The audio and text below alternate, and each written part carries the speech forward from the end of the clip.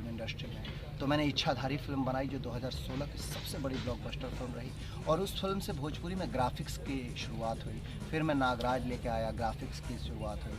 फिर एक साथ कुत्ता और बंदर लेकर के कसम पैदा करने वाले की मैं आया। ये सब तो कमर्शियल सिनेमा थे, कमर्शियल एलिमेंट्स देते देते मैंने सोचा कि कुछ ऐसी फिल्में की जाए जिसको दर्शक अभी तक नहीं देखे हैं। तो मैंने बिटिया छठी माई के बनाई, जिसमें मैं एक मानसिक विकलांग और बुजुर्ग इंसान का रोल किया। वो फिल्म भोजपुरिया इतिहास की सबसे बड़ी रेटिंग हासिल करने वाली फिल्म बन गई, और फिर एक सिलसिला शुरू हो गया अलग अलग कथा विषय पर फिल्म करने का। चाहे वो बिटिया छठी माई के हो, मुन्ना मिसिर हो, आने वाली मेरी जितनी भी फिल्में मैंने की, हर फिल्म में कहीं ना कहीं अलग अलग किरदार मेरे जुड़ते गए।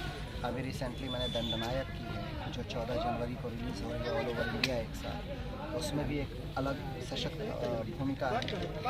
कोशिश करता हूँ कि हर दिन कुछ ना कुछ अलग करता रहूँ, और करता रहूँगा, क्योंकि दर्शक उसे पसंद करते हैं और अपना प्यार आज जिस सीन करते हैं सर, इसलिए लोग पसंद करते हैं। और मैंने तो देखा है सर के अंदर ही कि कुछ अलग करने की चाहत एक इनके अंदर ही है। मतलब अभी तक तो जितनी फिल्में आपकी देखी है सब अक्सर सब अलग अलग ही है। इसमें कोई ऐसा नहीं लगेगा आपको फिल्मों को देख के ये फिल्म पहले देख चुके हैं हम।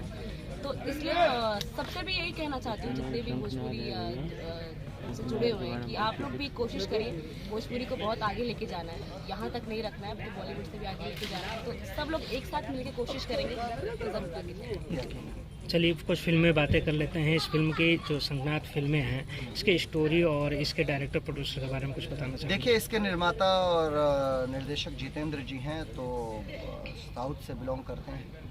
एक अच्छा अनुभव रहा उनके साथ काम करने का। और रही बात कहानी की, तो उसको अगर हम भेद खोल देंगे यहाँ तो आप देखेंगे क्या।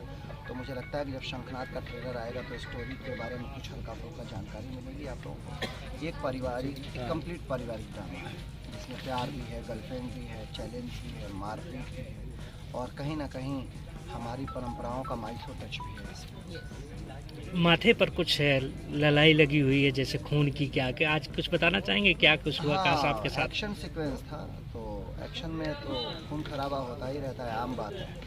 और विलन द्वारा हीरो को मारा गया है, और उसके बाद हीरो का कमबैक होता है। पहले विलन जो है रावण है, हीरो राम है, तो रावण को फिर वध करने के लिए राम आता ही आता है अपनी सीता को बचाने के लिए। ऐसा ही कुछ है फिल्मी कहानी के अनुसार। ऐसा नया साल आ रहा, क्या धमाका होने वाला कुछ?